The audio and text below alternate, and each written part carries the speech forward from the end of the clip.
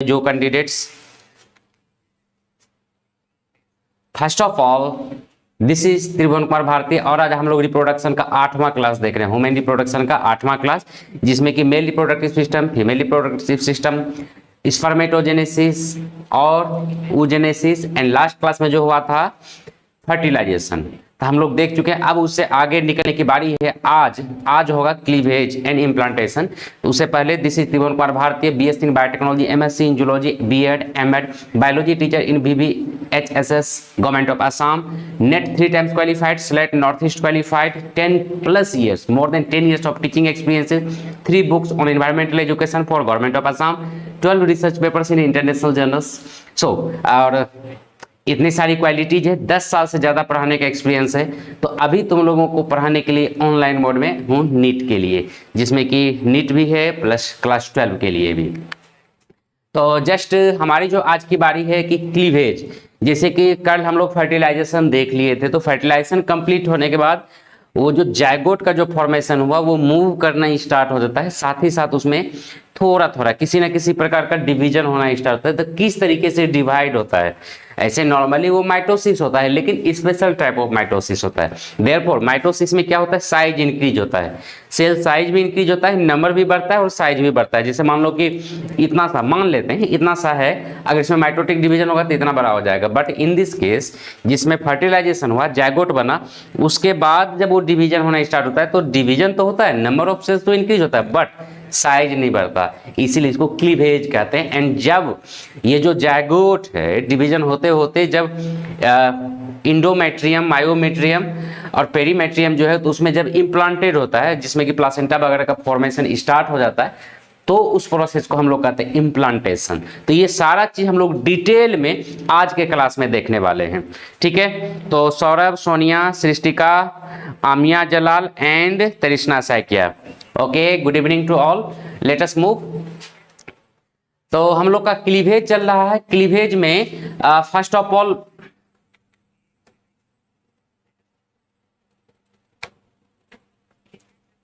तो हम लोग क्लीवेज देख रहे हैं। तो after fertilisation rapid mitotic cell division of the zygote called cleavage takes place.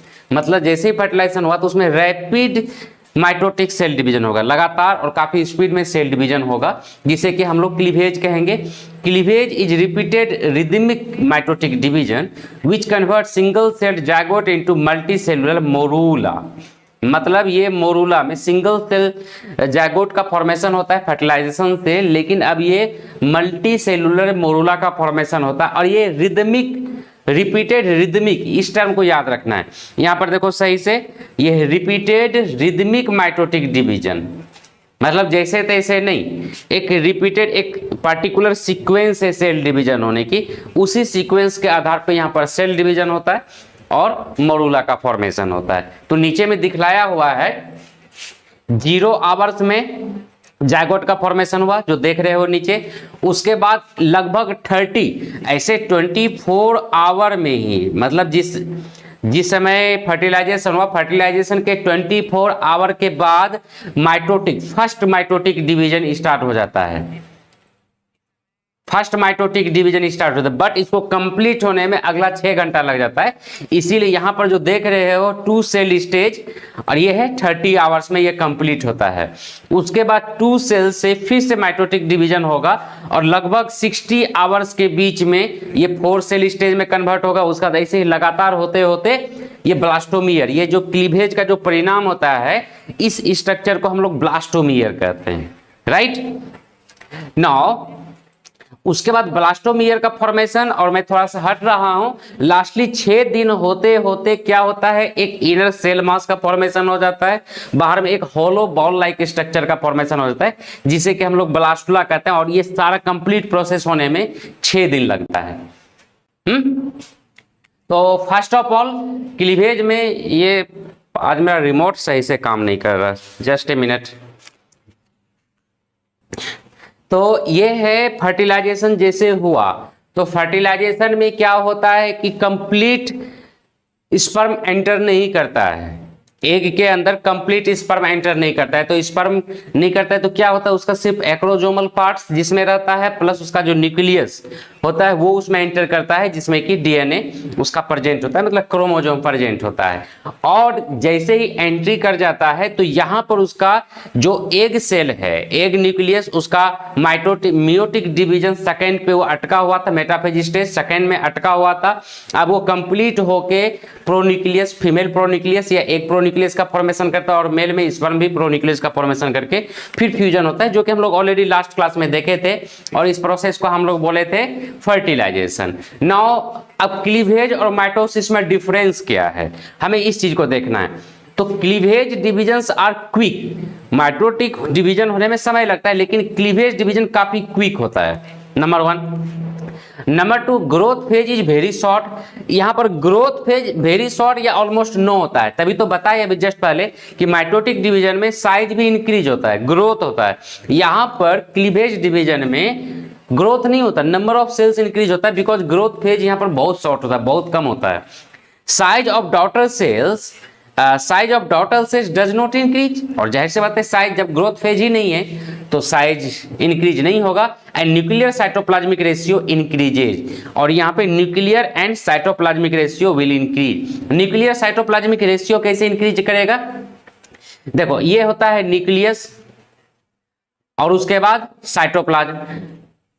तो यहां पर क्या होता है, नॉर्मल माइटोटिक डिवीजन जो होता है तो यहां पर साइटोप्लाज्म भी इंक्रीज होता है और न्यूक्लियस भी इंक्रीज होता है, नंबर ऑफ न्यूक्लियस। लेकिन यहां पर क्या है कि साइटोप्लाज्म उतना ही रह गया, न्यूक्लियस लगातार डिवाइड होते जा रहा है। तो जाहिर सी बात है ये रेशियो लगातार बढ़ता चला जाएगा, इसीलिए यहां पर बोल रहे हैं cytoplasmic ratio, nuclear cytoplasmic ratio, मतलब जब साइटोप्लाज्मिक और न्यूक्लियस को डिवाइड करोगे तो ये रेशियो बढ़ता चला जाएगा। ठीक है, यहां तक क्लियर है। Sanjeev Sharma, good evening. Now cleavage में the first division of the zygote begins about 24 hours after fertilization, जो कि ऑलरेडी हम अभी बता चुके हैं, and is completed in 6 hours, ये 6 घंटे में कंप्लीट होता है। तो टोटल वहां से वहां तक होने में जो बताए थे फर्स्ट डिवीजन कंप्लीट होने में 30 आवर्स लग जाता है।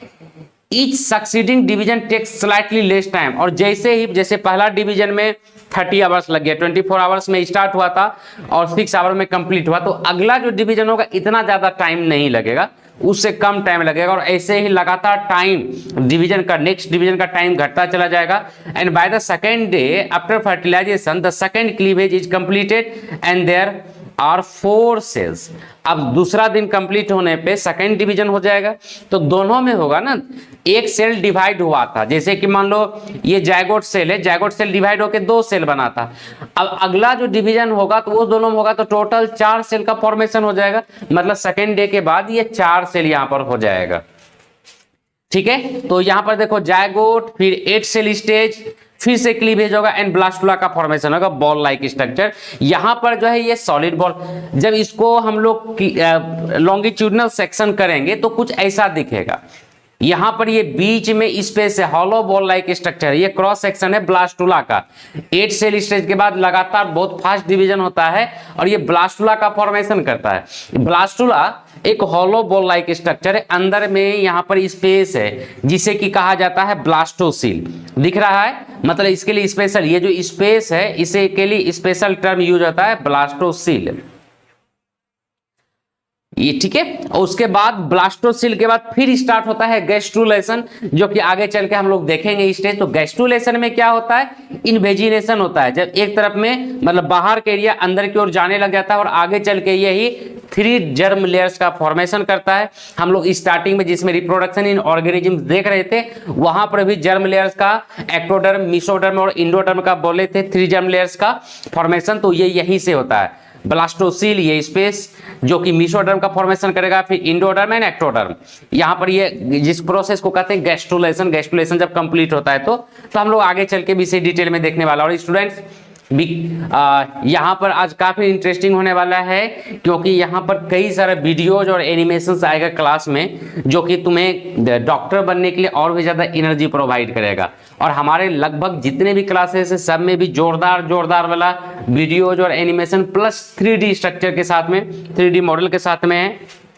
लेकिन but term and condition applied है कि क्लास में रेगुलर रहना है, क्लास को शेयर भी करना है ताकि और भी ज्यादा स्टूडेंट जुड़े और सभी चीज को प्रैक्टिस करते रहना है। फिर हमारा प्रैक्टिस सेट भी होगा जिसमें कि हम लोग डेली प्रैक्टिस वगैरह किया करेंगे ताकि किसी भी कंडीशन में ना ही बोर्ड में कम मार्क्स आए 12th में और ना ही नीट में कम मार्क्स आए। ठीक है, लेट अस मूव। अब है क्लीवेज एंड इम्प्लांटेशन में। अब यहां पर देखो क्या हुआ, इस एम्पुलरी रीजन में एक और ब्यूटीफुल फिगर है, ऐसा ऑलरेडी हम लोग देख चुके हैं लेकिन हम और भी आगे देखते हैं ताकि हमारा पूरा का पूरा कॉन्सेप्ट क्लियर हो जाए, कहीं पर भी किसी भी जगह से कोई कंफ्यूजन ना रह पाए। तो यहां पर देखो क्या हो रहा है, ओवरी से एग रिलीज हुआ, मूव करना स्टार्ट हुआ और इधर वेजिना से सर्विक्स वगैरह होते हुए स्पर्म आया और इस जगह पे जाके फर्टिलाइजेशन हुआ। बताए थे एम्पुलरी रीजन में जायगोट का पहला दिन जायगोट का फॉर्मेशन हुआ फर्टिलाइजेशन के बाद और ये मूव करना स्टार्ट हुआ। पहला दिन मतलब 30 आवर्स में 30 घंटे में 1 से 2 सेल का फॉर्मेशन हो गया, मतलब सेकेंड डे जो हमें अवेलेबल है 2 सेल। उसके बाद तीसरा दिन मतलब एक और दिन लगा तो वहां पर 4 सेल हो गया, 4 सेल के बाद 16 सेल और इसी तरीके से यहां तक आते आते जैसे ही हमारा फर्टिलाइज जायगोट यूट्रस तक पहुंचेगा, मतलब 5वां दिन यूट्रस में पहुंच जाएगा, इस किनारे तक, यहां पर 5वां दिन पहुंच जाएगा और इस तक में ब्लास्टोसिस्ट बन चुका रहेगा वो डिवीजन सॉरी। और 7वां दिन, मैं थोड़ा सा हट रहा हूं, तुम लोग को देखने में दिक्कत होगा, 7वां दिन इम्ब्रियो जो होता है इम्प्लांटेशन स्टार्ट हो जाता है और ये 7वां दिन की बात है जहां पर कि इम्प्लांटेशन होता है। तो कुछ इस तरीके से मूव कर रहा है, देखो जायगोट हुआ सिंगल सेल स्ट्रक्चर, उसके बाद फिर ये मूव कर रहा है, आगे बढ़ रहा है किधर, यूट्रस की तरफ मूव कर रहा है और उसी दौरान में ऐसा नहीं कि डिवाइड होता है तब आगे बढ़ता है, वो लगातार आगे बढ़ते रहता है, जायगोट में डिवीजन होते रहता है एंड लास्टली 7th डे मतलब 6 दिन होते होते वो यूट्रस में पहुंच जाता है और यूट्रस में इधर उधर घूमते रहता है और उसके बाद वो अपना एक सुटेबल जगह पे पाता है। लेकिन अब सवाल आता है कि ये बीच में कहीं पर इम्प्लांटेशन क्यों नहीं हो गया, क्योंकि ये जो फर्टिलाइज जायगोट है क्लीवेज हो रहा है, ब्लास्टुला का फॉर्मेशन हो रहा है, बट यहां पर जोना पेलुसिडा मेम्ब्रेन जो है, जैसे मान लो ये ब्लास्टुला है, ये जायगोट, इसके ऊपर जोना पेलुसिडा अभी भी लगा हुआ रहता है जो कि इसका साइज बढ़ने नहीं देता, नंबर 1। नंबर 2 किसी और जगह पे इसको इम्प्लांट नहीं होने देता। कभी कभी जो पिल्स होता है, गर्भ निरोधक गोली वगैरह जो खाया जाता है, कॉन्ट्रासेप्टिव मेथड वगैरह जो यूज करते हैं उसका साइड इफेक्ट के रूप में ये जोना पेलुसिडा कभी कभी फैलोपियन ट्यूब में ही ये टूट जाता है और वहां से निकल जाता है जायगोट, जिसका परिणाम होता है ट्यूबल प्रेगनेंसी हो जाता है। वो रेयर केस है, नॉर्मली ऐसा नहीं होता, बहुत कम ट्यूबल प्रेगनेंसी होता है जिसको कि रिमूव करना पड़ जाता है। श्यामल गोगोई गुड इवनिंग, बहुत लेट करके आए हो श्यामल गोगोई, तुम तो 20 मिनट्स लेट। ओके, तो अब इस तरीके से ये मूव करता है, तो इसीलिए जो जोना पेलुसिडा है उसके बाहर का कवर वो टूटता नहीं है, वो साथ में रहता है और जब यूट्रस में पहुंच जाता है, सुटेबल जगह मिलता है, तब ये टूटता है। हम लोग अभी आगे चल के इसे देखने वाले हैं। तो एक बार फिर से देखो, और भी उससे भी ज्यादा सुंदर फिगर के साथ में जो अभी हम लोग जस्ट देखे हैं कुछ देर पहले, क्या है, फर्स्ट क्लीवेज हुआ डिवीजन, राइट, पोलर बॉडीज में भी हो रहा है। यहां पर देखो उसका 2 सेल स्टेज है जिसे कि हम लोग ब्लास्टोमियर्स बोलते हैं। ब्लास्टोमियर्स पहला दिन, दूसरा दिन 4 सेल स्टेज का फॉर्मेशन हो जाएगा और ये जो अलग अलग सेल है ना, ये सारा सेल ब्लास्टोमियर्स कहलाएगा। उसका तीसरा दिन अर्ली मोरूला, जब ये ज्यादा सेल लाइक स्ट्रक्चर हो जाता है उसे हम लोग मोरूला कहेंगे, जब 4 सेल से आगे बढ़ता है। तो चौथा दिन एडवांस्ड मोरूला, उसमें बहुत ज्यादा सेल्स का फॉर्मेशन हो गया और उसके बाद फिर ब्लास्टोसील एक्सेट्रा एक्सेट्रा का फॉर्मेशन होगा, राइट।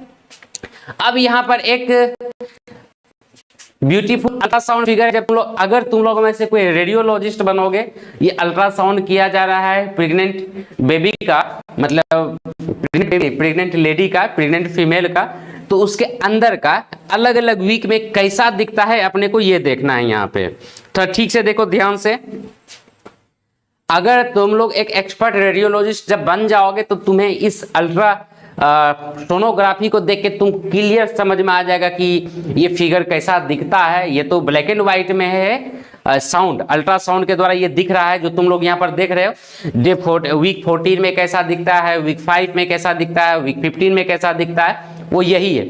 यहाँ पर तुम्हें बता दूं कि ये जो उम्ब के अंदर होता है, यूट्रस के अंदर होता है, प्लासेंटा से कनेक्टेड होता है। तो बेबी जैसे जैसे बढ़ता है स्टार्टिंग में तो उसमें सिंपली जब फर्स्ट जो डेवलप करता है हार्ट, जो फर्स्ट ट्राइमेस्टर में जो चेक किया जाता है अल्ट्रासाउंड करके, तो वहां पर ये देखा जाता है हार्ट बीटिंग मूवमेंट को दिखाते हैं कि हार्ट इसमें बीट हो रहा है कि नहीं। अगर तुम लोग भी इसे देख सकोगे, अगर स्टेथोस्कोप से केयरफुल्ली सुनने की कोशिश करोगे तो तुम लोग भी सुन पाओगे इसकी आवाज। हार्ट बीटिंग बहुत फास्ट बीट करते रहता है। उसके बाद जैसे जैसे बेबी का ग्रोथ होते रहता है तो यहाँ पर तुम लोग देख पा रहे होगे कि ये बेबी कभी कभी मुंह में उंगली भी डालता है अंदर में ही, और कभी कभी आंख भी खोल सकता है, कान से सुन भी सकता है, अंदर से बहुत कुछ होता है। संजीव शर्मा सर, उसका रेडिएशन से बेबी को कोई इफेक्ट नहीं होता है क्या? नहीं संजीव शर्मा, ये अल्ट्रासाउंड है, रेडियोलॉजी नाम है उसमें, बट रेडिएशन जो होता है अल्ट्रासाउंड है। अल्ट्रासाउंड, सोनोग्राफी, साउंड को यूज किया जा रहा है, ये इफेक्ट नहीं डालता। लेकिन अगर एक्सरे, इंफ्रारेड ये सब डाला जाएगा तो रेडिएशन इफेक्ट करेगा। इसीलिए वहां पर बहुत rarest of the rare case, अगर मान लो फ्रैक्चर वगैरह हो गया है, एक्सीडेंट वगैरह हो गया है मदर का, तो उस कंडीशन में एक्सरे अलाउड होता है, तो उसमें भी बेबी के ऊपर बहुत खतरनाक होता है। यहाँ पर एक्सरे नहीं किया जाता प्रेगनेंसी के टाइम में, इसीलिए डॉक्टर बोलता है कि काफी केयर बरतना होता है, जर्नी नहीं किया जाता है मदर को, बहुत सारा प्रिकॉशंस बरतना होता है, क्योंकि कभी फ्रैक्चर ना हो, मिसकैरेज ना हो जाए। क्योंकि यहाँ पर जो प्रेगनेंसी है ह्यूमन बीइंग से पहले 4 पीडल था, 4 पैरों पे चला करता था, लेकिन 4 पैरों से 2 पैर पे हुआ। तो 2 पैर पे जब इंसान चलने लगे तो इसमें कई सारा फायदा हुआ, जैसे पानी में चल रहे हैं, नदियों में चल रहे हैं, क्योंकि हम लोग तो जंगल में रहा करते थे हमारे पूर्वज लोग, तो नदी वगैरह में चलने पे हाइट बढ़ गया। जब 2 पैरों पे खड़ा हुआ तो हाइट बढ़ गया, तो एक तो बेनिफिट हुआ कि यहाँ तक पानी में घुस के भी नदी पार कर सकते हैं, हाथ फ्री हो गया तो कुछ पकड़ के काम कर सकते हैं। बट लॉस क्या हुआ कि प्रेगनेंसी का टाइम, जानवरों में देखते हो एक साथ में 4-5 बच्चे हो जाता है, लेकिन इंसान में ऐसा नहीं हो सकता, बिकॉज बाइपिडल मूवमेंट स्टार्ट हो गया। तो जो यूट्रस फेसिंग है कहाँ, डाउनवर्ड है ना, सर्विक्स यूट्रस डाउनवर्ड फेसिंग है, तो कहीं पर भी कुछ प्रॉब्लम होता है, हल्का सा भी प्रॉब्लम हो जाए तो मिसकैरेज का संभावना उतना 3-4 बच्चे को कैरी नहीं कर सकता इंसान, इसीलिए सिंगल होता है। और बहुत रेयर केस में ट्विंस का फॉर्मेशन होता है या ट्रिपलेट का फॉर्मेशन होता है। ट्विंस क्या बोलते हैं उसको, आगे चल के हम लोग देखेंगे, ये भी आने वाला है। ट्विंस वगैरह कैसे होता है, अलग अलग प्रकार का ट्विंस होता है। जैसे कि तुम लोग देखे होगे एक मूवी था ना एलोन, एलोन में था श्याम ट्विंस, बिपाशा बसु का था, तुम लोग जरूर देखे होगे।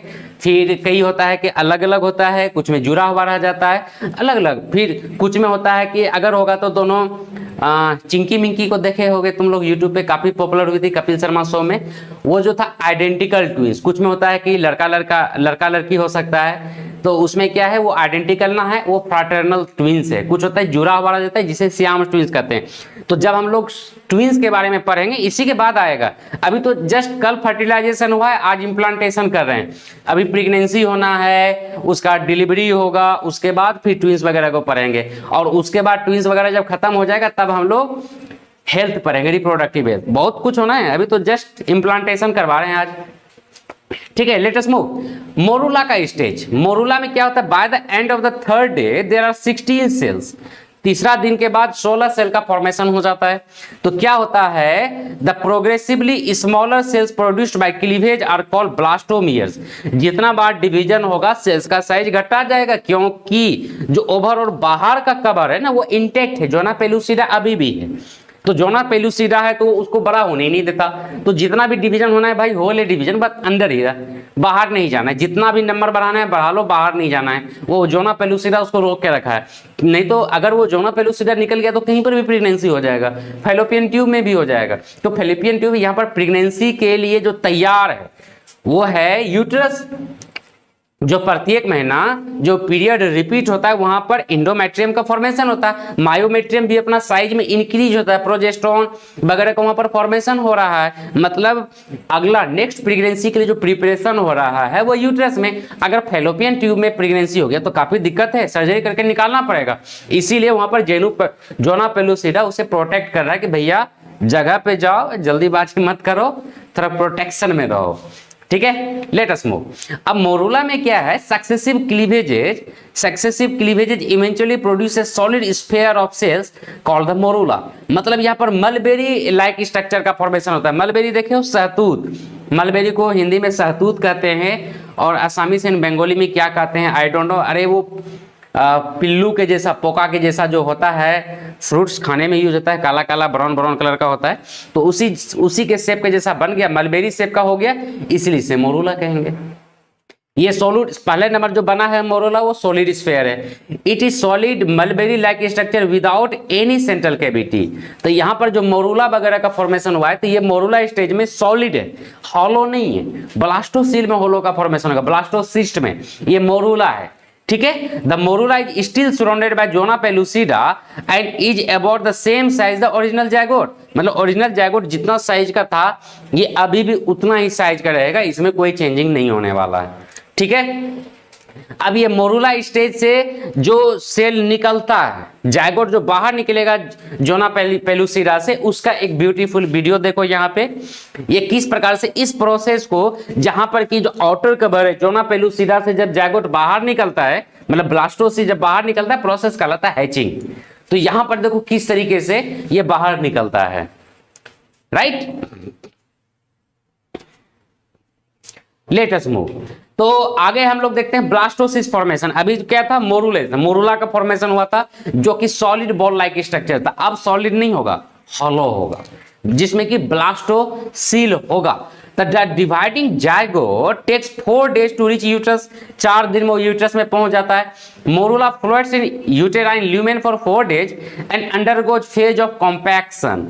अब यहां पर क्या है, जो ब्लास्टुला है वो 4 दिन में वहां पर पहुंच गया और अगले 4 दिन तक वो यूट्रस में इधर उधर फ्लूइड में घूमता रहेगा, इधर उधर घूमता रहेगा, और उसी दौरान वो फेज ऑफ कॉम्पैक्शन से होके गुजरेगा। मतलब कॉम्पैक्शन होगा, सॉलिडिफिकेशन जैसे हुआ, अब कॉम्पैक्शन होगा और कई सारा चेंजिंग आएगा। यहां पर ये सारा प्रोसेस एक बार फिर से देख लो क्या हुआ है। 3 से 4 डेज में फर्टिलाइजेशन में यहाँ पर मोरूला का फॉर्मेशन हुआ 4 दिन के आसपास में। मतलब 4 दिन के बाद 5वां दिन के आसपास में, 4.5 या 5 दिन में वो यूट्रस में पहुंच गया। अब ये यूटेराइन कैविटी में अगला 4 दिन तक, 3 से 4 दिन तक वो इधर उधर घूमता रहेगा। लगभग 6 दिन के बाद से वो एक जगह पे अटैच करेगा, यूट्रस के इंडोमेट्रियम में एक जगह पे वो अटैच होगा। धीरे धीरे आगे हम लोग इसका प्रोसेस देखते हैं। तो अटैचमेंट है, when the morula enters the uterine cavity a glycogen rich secretion from the glands of endometrium enters the morula through the zona pellucida. अब क्या है, एक ग्लाइकोजेन रिच, ग्लाइकोजेन तुम लोग देखे फर्स्ट ईयर में तुम लोग को बताए थे ग्लाइकोजेन क्या होता है। तो ग्लाइकोजेन रिच सिक्रीशन रिलीज होता है इंडोमेट्रियम के द्वारा, यूट्रस के इंडोमेट्रियम के द्वारा। वो इंडोमेट्रियम से क्या होता है, वो जो ग्लाइकोजेन रिच सब्सटेंस है, क्योंकि जैसे वो इंडोमेट्रियम के वाल पे सटा है, चलो मैं यहां पर बना के दिखला रहा हूं, जैसे मान लो ये इंडोमेट्रियम वाल है, तो यहां पर जब ये सटा ब्लास्टोसिस्ट, तो यहां पर से वो milk like, this fluid called the uterine milk, मतलब इस फ्लूइड को यूटेराइन मिल्क कहते हैं। This milk enters into the zona pellucida along with nutrients stored in the cytoplasm of the blastomeres of the morula provide nourishment for the developing morula। अब ये जो इसमें घुसा है ना ब्लास्टोमियर्स में, तो जो उसको नरिशमेंट भी प्रोवाइड किया जाता है, ठीक है। अब यहां पर देख लो कि किस तरीके से इंप्लांटेशन होता है। मोरूला गया वहां पे, ब्लास्टुला मतलब ब्लास्टोसिस्ट जिसमें, अब जैसे ही वो बॉडी से अटैच होता है, इंडोमेट्रियम से अटैच होता है, तो एक अलग से सिंसाइशियल सेल्स का फॉर्मेशन होता है। देख लो यहाँ पे किस तरीके से, और वो किस तरीके से अंदर घुसता है इंडोमेट्रियम के वाल में। ये अप टू मायोमेट्रियम तक भी ये एंटर कर जाता है, ठीक है। देखो यहाँ पे दिख रहा है, इंप्लांट हो रहा है। अब ये धीरे धीरे धीरे धीरे धीरे धीरे धीरे यहां पर एंटर कर गया। तो ये जो जिस एरिया से वो अटैच होता है जाके इंडोमेट्रियम से, उसे हम लोग उस एरिया को इपीब्लास्ट कहते हैं। ये हमारा ब्लास्टुला का एरिया है, और उसके ऊपर का एरिया जो है ये वाला पोर्शन, इसे हाइपोब्लास्ट कहते हैं। और उसके बाद है ये जो जहां से इपीब्लास्ट अटैच होता है जाके, उसको हम लोग सिंसाइट्रियोट्रोफोब्लास्ट कहते हैं। सिंसाइट्रियोट्रोफोब्लास्ट क्यों बोल रहे हैं, क्योंकि यहां पर न्यूक्लियस तो होता है लेकिन सेल्स में आपस में डिवीजन नहीं होता, ठीक है। और ये जो देख रहे हैं एक एरिया, ये इंडोमेट्रियल कैविटी है, ठीक है। Now coming to the blastocyst formation, जो ब्लास्टोसिस्ट वहां पर अटैच हो रहा है, क्या है, at 32 cell stage fluid enters morula and collects between the blastomeres. अब यहाँ पर 32 सेल स्टेज में क्या हो रहा है, जो फ्लूइड है जिसको कि हम लोग यूटेराइन मिल्क बोले थे, तो वो क्या होता है, इसमें मोरूला में एंटर करता है, जो कि ब्लास्टोमियर्स के बीच में कलेक्ट हो जाता है। ठीक है, blastomeres reorganises themselves around a large fluid filled cavity called the blastocyst cavity और ब्लास्टोसील। इसके ऊपर ब्लास्टोसिस्ट कैविटी या ब्लास्टोसील के ऊपर कई बार नीट जैसे मतलब मेडिकल के एग्जाम में क्वेश्चंस आया हुआ है, और अपना 12th के एग्जाम में भी हमेशा आते रहता है, सेकेंड ईयर में भी हमेशा आते रहता है, इसीलिए इसको थोड़ा सा ख्याल रखना है। और ज्यादा नहीं, बस एक बार लिखते जाओगे, 1 से 2 बार लिखोगे, तुम्हें ये सारा चीज याद हो जाएगा। ठीक है, तो यहां पर क्या हो रहा है कि ये जब कॉम्पैक्शन वगैरह हो रहा है तो अपने आप में रीऑर्गेनाइज करता है। पहले तो सॉलिड बॉल लाइक स्ट्रक्चर था मोरूला स्टेज में, अब यहां पर ब्लास्टोसिस्ट फॉर्मेशन हो रहा है, सेल इंक्रीज हुआ, ये फिर से रीऑर्गेनाइज हो रहा है, बीच में एक फ्लूइड फिल्ड कैविटी का फॉर्मेशन कर देता है। ये फ्लूइड फिल्ड कैविटी जिसे कि ब्लास्टोसील या ब्लास्टोसिस्ट कैविटी कहते हैं। ठीक है, उसका बाहर का जो लेयर है सेल्स का, इस लेयर को, जो बाहर का लेयर है, इसे ट्रोफोब्लास्ट कहते हैं।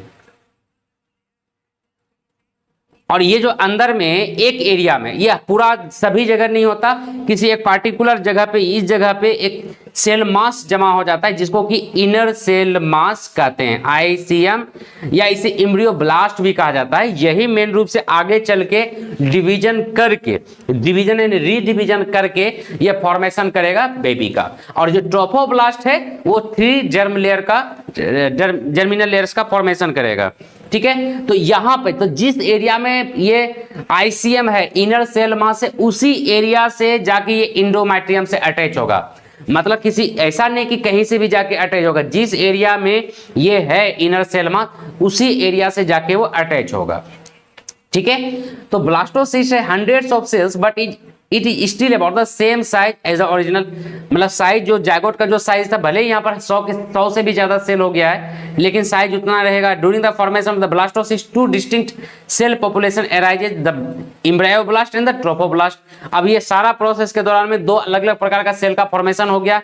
क्या क्या, जो बाहर का एरिया है उसे ट्रोफोब्लास्ट कहेंगे, और अंदर की एरिया में जो ये इनर सेल मास है उसको एम्ब्रायोब्लास्ट कहेंगे, क्योंकि मेन रूप से एम्ब्रायो तो वही बनाने वाला। सो ओवरऑल अगर हम लोग डिवाइड करते हैं तो हम लोग कहते हैं तो ब्लास्टोसिस्ट में 2 प्रकार का सेल हो गया, number 1 embryoblast and number 2 trophoblast. Right, तो सबसे पहले हम लोग देखते हैं द एम्ब्रायोब्लास्ट और inner cell mass is located internally and eventually develops into the embryo. जो अभी बोले, मतलब मेन रूप से जो इनर सेल मास है यही एम्ब्रियो का फॉर्मेशन करेगा आगे चल के। एंड द ट्रोफोब्लास्ट जो बाहर का कवरिंग है, जैसे ये है सेल मान लो, तो ये जो अंदर में जो ये सेल मास है यही एम्ब्रियो का फॉर्मेशन करेगा, और जो बाहर का लेयर है यह है ट्रोफोब्लास्ट। तो वही है the trophoblast outer superficial layer of the cell that forms the sphere like wall of the blastocyst. यही ब्लास्टोसिल का स्फीयर लाइक वॉल का फॉर्मेशन किया। And it that is trophosphere ultimately develop into the outer chorionic sac that surround the foetus and the foetal portion of the placenta. और यही जो है chorionic sac को surround करेगा, मतलब जो कि कोरियोनिक सैक का फॉर्मेशन करेगा आउटर लेयर, हाँ, outer layer of chorionic sac, जो कि फीटस और फीटल पोर्शंस को कवर करने वाला। Now coming to the hatching. ऐसे हम लोग हैचिंग ऑलरेडी देख लिए हैं, हैचिंग का फिगर कि किस प्रकार से हैचिंग होता है, लेकिन यहाँ पर थोड़ा सा जानना जरूरी है, अपने नोट्स में लिखा हुआ रहना जरूरी है, इसीलिए एक बार यहाँ पे देख लेते हैं। On the 5th day after fertilisation the blastocyst hatches. मतलब फर्टिलाइजेशन के 5वां दिन के बाद, फर्टिलाइजेशन से 5वां दिन के बाद ब्लास्टोसिस हैच करेगा। मतलब जो जोना पेलुसिडा था उससे ये बाहर निकलेगा।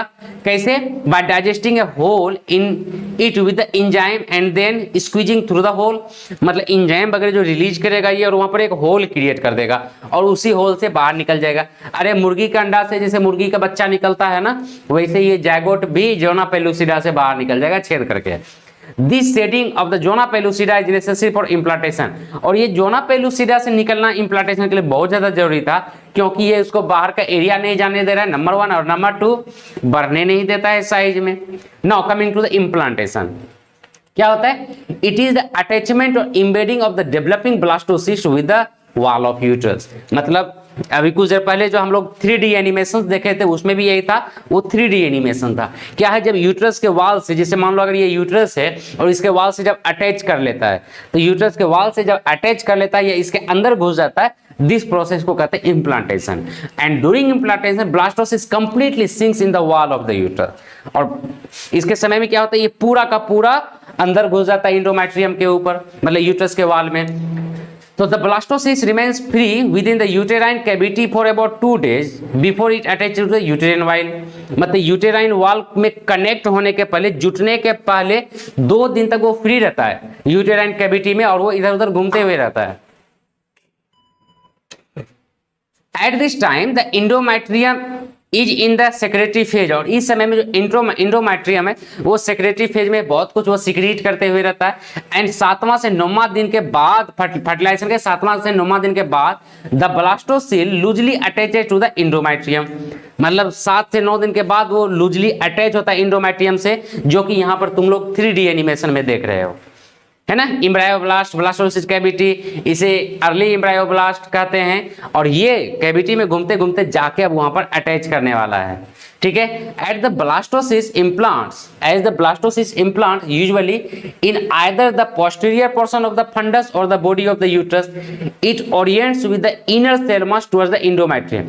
मतलब ये पोस्टीरियर पार्ट, यूट्रस के पोस्टीरियर पार्ट से कनेक्ट हो, चाहे मतलब कहीं पर भी, या यूट्रस के बॉडी पार्ट से कनेक्ट हो, मतलब अटैच हो, लेकिन जो उसका इनर सेल मास है, जहां पर बताया कि सेल जमा रहता है, उसी एरिया से जाके वो अटैच होगा, जिसे कि हम लोग एम्ब्रियोब्लास्ट कहते हैं। नो, अब एक ब्यूटीफुल फिगर देखो, ये अल्ट्रासोनिक फिगर है बट ये कलरफुल है। तो देखो यूट्रस के अंदर बेबी किस तरीके से खेलता धूपता रहता है, तुम लोग जानते भी होगे, अगर कभी ऐसा नौबत आया होगा तो। ऐसे तुम लोग भी इस फेज से होके गुजरे हो, बस किसी को याद नहीं होगा, मुझे भी याद नहीं है, हाँ, किसी को याद नहीं रहता। लेकिन ऐसे ही बच्चा खेलता दुखता रहता है, हंसता है, बोलता है, अगर इमोशनल होता है तो रोता भी है, कभी अपने अंगूठे को मुंह में लेता है। इवन कई बार तो ऐसा होता है कि बेबी, डेवलपिंग बेबी अपने पैर के भी अंगूठा को अपने मुंह में लिया करता है, ठीक है। आगे चल के अभी ये फेज काफी आने वाला है, कई सारा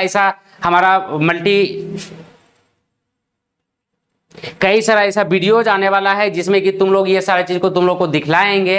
और जब तुम लोग खुद डॉक्टर बन जाओगे तब तो खुद से देखोगे, तब तो तुम लोग को खुद से मौका मिलेगा और फिर दिखलाने। बस अभी है ये थोड़ा जोश और जुनून लाने के लिए, ताकि किसी भी कंडीशन में डॉक्टर तो बनना ही है। और अगर डॉक्टर ना भी बने, मतलब जिसका एम ही नहीं है डॉक्टर बनना, उसके लिए, जो कि सिंपली 12th पास करने के लिए पढ़ रहे हो, तो बीएससी वगैरह करोगे तो जूलॉजी ही लोगे, लाइफ साइंस ही लोगे, गारंटी है इस बात की। और ऐसे भी जो स्टूडेंट मेरे से पढ़ लिया, भले अगर वो मेडिकल फील्ड का ना हो, लेकिन आगे जाने के बाद बीएससी वगैरह में वो लाइफ साइंस ही लेता है। ये रिकॉर्ड है, मेरे स्टूडेंट्स का ये रिकॉर्ड है। वो फिजिक्स केमिस्ट्री ऑनर्स नहीं करके वो बायोलॉजी या तो डॉक्टर बनता है या तो बायोलॉजी ऑनर्स ही लेता है, ये कन्फर्म है। कोई जूलॉजी ऑनर्स, कोई बॉटनी ऑनर्स, ये गारंटी है मेरी बात की। हाँ, अगर जो कसम खा के होगा कि बायोलॉजी नहीं पढ़ेंगे उसका तो फिर बात अलग है, लेकिन जो कसम नहीं खाया होगा ना डॉक्टर, उसको तो बनाएंगे ही बनाएंगे। और ऐसे भी इंडिया में कोविड पीरियड में बहुत सारा डॉक्टर कोरोना वॉरियर के रूप में शहीद हो रहा है, तो उसके जगह पर उसके गैप को भी फिल करना है। और इतना बड़ा पॉपुलेशन इंडिया का और डॉक्टर का बेतहाशा कमी है, उसे भी फुल करना है।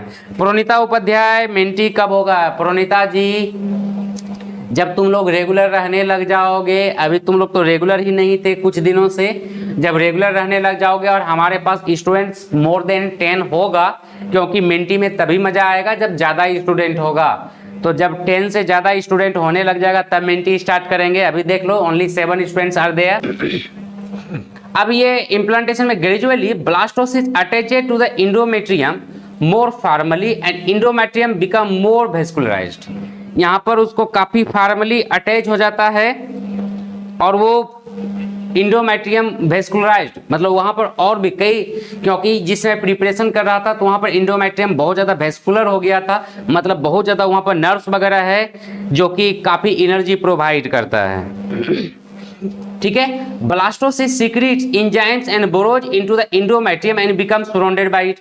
अब यहाँ पर क्या होता है, ब्लास्टोसिस एंजाइम को सिक्रीट करता है और वो जस्ट लाइक बैक्टीरियोफाज वो इंडोमेट्रियम में एंटर कर देता है और उसके ऊपर से एक कवर का फॉर्मेशन हो जाता है, ठीक है। तो अब यहाँ पर उसी चीज को दिखलाया गया है 2D इमेज के साथ में।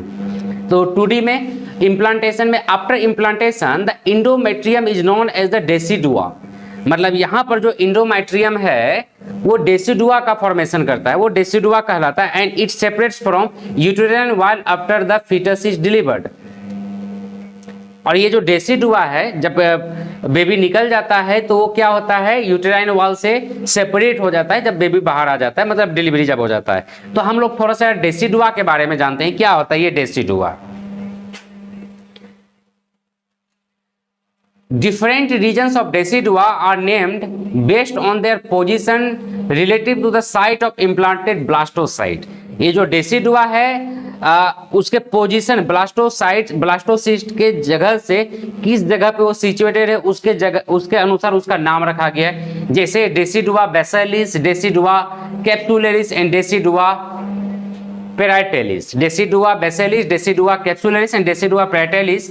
तो इसे हम लोग एक एक करके देखते हैं। पहला नंबर डेसिडुआ बेसिलिस क्या होता है, portions of endometrium between embryo and stratum basalis of uterus, मतलब ये जो पोर्शंस है जहां से कि डायरेक्टली अटैच्ड है बेस, एक तरह से के नाम से ही लग रहा है बेसिलिस, तो जहां से डायरेक्टली बेस अटैच्ड है इस एरिया को मतलब इंडोमेट्रियम और एम्ब्रियो के बीच का जो जगह है उसे ही हम लोग स्टेटम बेसिलिस कहते हैं। मतलब आगे it provides large amount of glycogen lipids for developing embryo, मतलब काफी ग्लाइकोजन और लिपिड प्रोवाइड करता है डेवलपिंग एम्ब्रियो को और फीटस को, जो कि बाद में maternal part of the placenta और बाद में वो प्लासेंटा का माँ का। अब आते हैं decidua capsularis. It is a portion of the endometrium located between the embryo and the uterine cavity, मतलब ये एम्ब्रियो और यूटेराइन कैविटी के बिटवीन में जो रहता है जो उसे ही हम लोग कहते हैं डेसिडुआ कैप्सुलरिस। ओके, अब आते हैं हम लोग डेवलपमेंट ऑफ ट्रोफोब्लास्ट। जो बताए थे कि ट्रोफोब्लास्ट होता है, ये जो कवर है उस ट्रोफोब्लास्ट का क्या होता है, तो उसमें दो प्रकार का होगा, एक होगा साइटोट्रोफोब्लास्ट और दूसरा होगा सिंसाइटियोट्रोफोब्लास्ट। साइटोट्रोफोब्लास्ट और सिंसाइटियोट्रोफोब्लास्ट। तो सिंसाइटियोट्रोफोब्लास्ट, तो यहां पर पहले हम लोग देखते हैं सिंसाइटियोट्रोफोब्लास्ट क्या होता है। ये देखो इन्वेजिनेट कर रहा है, दिख रहा है वीडियो सभी को, ये एनिमेशन दिख रहा है। तो ये जो एंटर कर रहा है, तो ये जो एंट्री पोजीशन है ना, जस्ट ए मिनट मुझे ये रोकने दो। ये जो एंट्री कर रहा है तो जो ब्लू कलर में दिख रहा है, एक जो डीप ब्लू कलर में दिख रहा है वो है इपीब्लास्ट, जो कि इसी का पार्ट है। और उसके बाद का जो डार्क मतलब लाइट ब्लू कलर में है उसे हम लोग कहेंगे सिंसाइटोट्रोफोब्लास्ट, क्योंकि वहां पर क्या होता है कि न्यूक्लियस तो फॉर्मेशन हुआ लेकिन सेल में डिवीजन नहीं है, मेम्ब्रेन नहीं है, ठीक है। इसीलिए इसको जैसे कि मान लो दो प्रकार का होता है, जैसे कि एक तो होता है जैसे ये डिवीजन हुआ तो और जितना डिवीजन हुआ प्रत्येक में न्यूक्लियस है, ठीक है, ये हो गया साइटो, मतलब ये सेल का फॉर्मेशन हो रहा है। और दूसरा टाइप क्या होता है, जैसे कि मान लो ये डिवीजन तो हुआ, न्यूक्लियस का तो डिवीजन हुआ लेकिन साइटोप्लाज्म का डिवीजन नहीं हुआ, तो जिसमें सेपरेशन वॉल नहीं होता उसे सिंसाइटियल सेल्स कहते हैं। तो ये हो गया सिंसाइटियोट्रोफोब्लास्ट है, ठीक है। तो during implantation syncytiotrophoblast secretes proteolytic enzyme. तो इम्प्लांटेशन के टाइम में सिंसाइटियोट्रोफोब्लास्ट जो होता है वो प्रोटियोलाइटिक एंजाइम्स को रिलीज करता है और सीक्रेट करता है। This enables blastocyst to penetrate uterine lining by digesting and liquefying endometrial cells. तो ये जो सिंसाइटियोट्रोफोब्लास्ट होता है रिलीज जो कर रहा है प्रोटियोलाइटिक एंजाइम, उसको पेनिट्रेट करने में जो लाइनिंग है यूट्रस वाल का उसमें एंटर करने में वही हेल्प करता है, उसको इंडोमेट्रियम को लिक्विफाई करता है ताकि वो आसानी से एंटर कर सके, ठीक है। अब आते हैं हम लोग डेवलपमेंट ऑफ कोरियन का development. The two layers of the trophoblast become part of the chorion one of the foetal membrane as they undergo further growth. अब जो ये दो लेयर है ट्रोपोब्लास्ट का वो कोरियन का फॉर्मेशन करेगा, जो कि फीटल मेम्ब्रेन है एक तरह का, और वो आगे चल के और भी ग्रोथ का फॉर्मेशन करेगा। तो यहाँ जो फिगर देख रहे हो ये सभी चीज को डिटेल में दिखलाया गया है। जैसे ये है ब्लास्टोसील, यहाँ पर जो गैपिंग था उसका सिंसाइटियल ट्रोफोब्लास्ट, ये वाला उसका सेल्यूलर ट्रोफोब्लास्ट जहाँ पर कि सेल में डिवीजन हो चुका है, मतलब मेम्ब्रेन का भी फॉर्मेशन हुआ है। ये है एमनियोटिक कैविटी, ये कैविटी है एमनियोटिक कैविटी, ये है योक्सैक कैविटी, ये बीच बीच में लाकुना है, और ये इपीब्लास्ट ऑफ ब्लास्टोडिस्क है और ये हाइपोब्लास्ट और ब्लास्टोडिस्क है। ये अलग अलग एरिया है जो कि आगे चल के हम लोग और भी डिटेल में देखने वाले हैं। Eventually the blastocyst become buried in the endometrium and the inner 1/3 of the myometrium. यहां पर क्या है, ब्लास्टोसिस्ट इंडोमेट्रियम में पूरा का पूरा ब्लास्टोसिस्ट चला जाता है और 1/3 ऑफ द मायोमेट्रियम में, मतलब कुछ पोर्शंस इंडोमेट्रियम में और 1/3 पोर्शन ही जाता है मायोमेट्रियम में। And syncytiotrophoblast secrete human chorionic gonadotropin HCG which has action similar to LH। Human chorionic gonadotropin और प्रेगनेंसी किट वगैरह जो आता है जिससे कि प्रेगनेंसी चेक किया जाता है वो यही है, उसमें HCG को ही चेक किया जाता है। और कई बार इससे HCG से ह्यूमन कोरियोनिक गोनाडोट्रोपिन से बहुत सारा क्वेश्चन बनता है और ये काफी इंपॉर्टेंट टॉपिक है, वेरी वेरी इंपॉर्टेंट टॉपिक है ये HCG, क्योंकि जो प्रेगनेंसी प्रेगा टेस्ट वगैरह जो किया जाता है वो इसी से किया जाता है, उसमें HCG ही टेस्ट किया जाता है।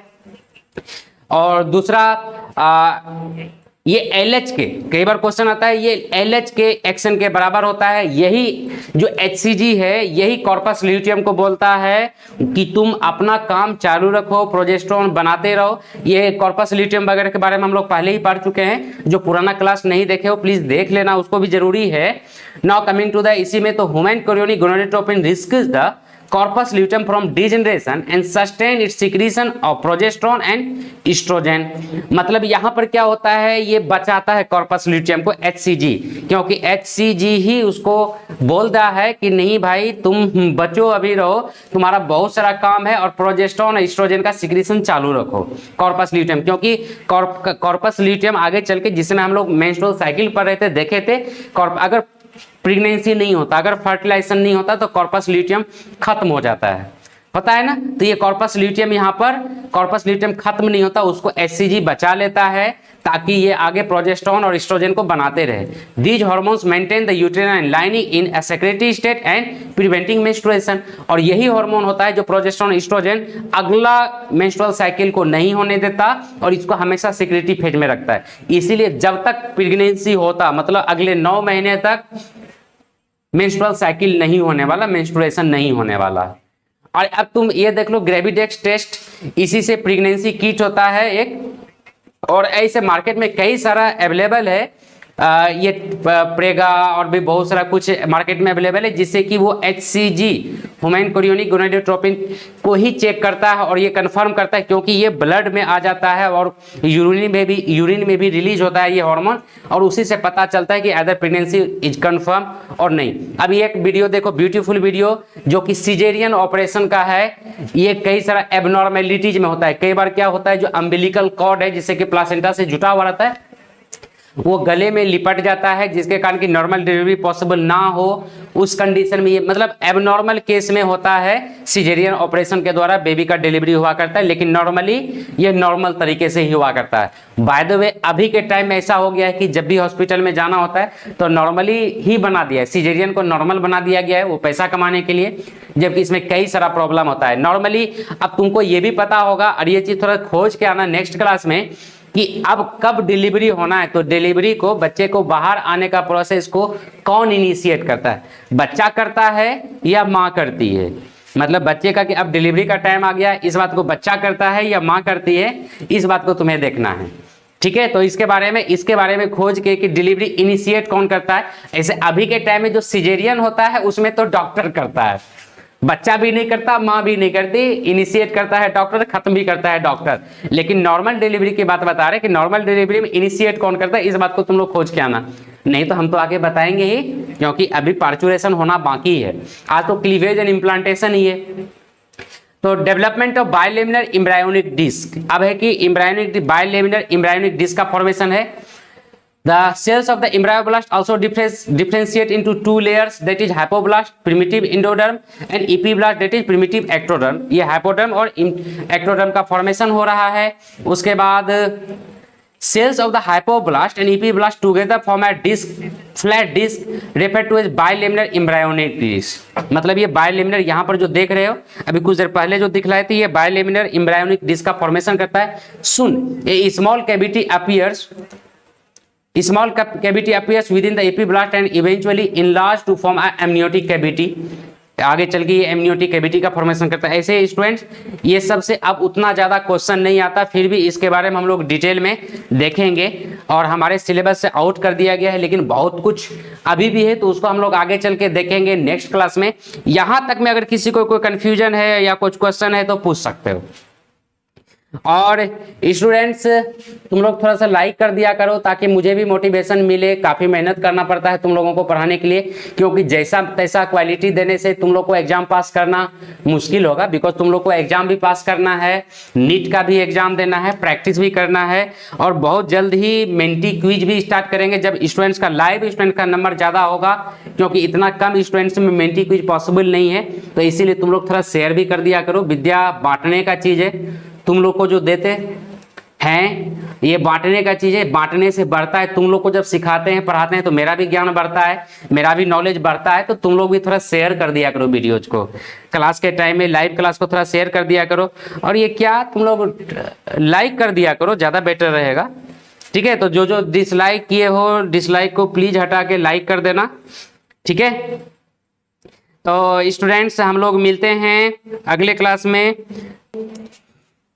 और हाँ 9 बजे से क्लास 11 का फर्स्ट ईयर का क्लास स्टार्ट होगा, और आज पहला क्लास है 9 बजे से। तो अगर तुम लोग को टाइम मिले और जो नीट का तैयारी कर रहे हो, मेडिकल का एग्जाम देने वाले हो, तो तुम लोग उस क्लास को अटेंड कर सकते हो, क्योंकि नीट में 11 और 12 दोनों से क्वेश्चन आता है, फर्स्ट ईयर सेकंड ईयर दोनों से क्वेश्चन आता है, तो इसलिए उसको इग्नोर नहीं कर सकते। तो जो पढ़ लिया ऑलरेडी उसका रिवीजन हो जाएगा और अच्छे से प्रैक्टिस भी हो जाएगा। और जो सिंपली 12th पास करना है उसके लिए कोई जरूरी नहीं है, अगर नॉलेज होना गलत बात नहीं, कोई भी आदमी पढ़ सकता है। अब जैसे अगर मान लो हम पढ़ रहे हैं तो मुझे क्या जरूरत है, तो फिर भी हम पढ़ते हैं। तो वैसे ही तुम लोग थोड़ा सा अगर पॉसिबल है, अगर टाइम है तो क्लास अटेंड करना। Okay bye. पहला क्लास प्रणीता उपाध्याय पहला क्लास होगा, पहला क्लास है तो पहला चैप्टर होगा, पहला चैप्टर का पहला लेसन होगा, आज से स्टार्ट ये फर्स्ट क्लास होगा, फर्स्ट लेसन और first unit first chapter. Okay bye.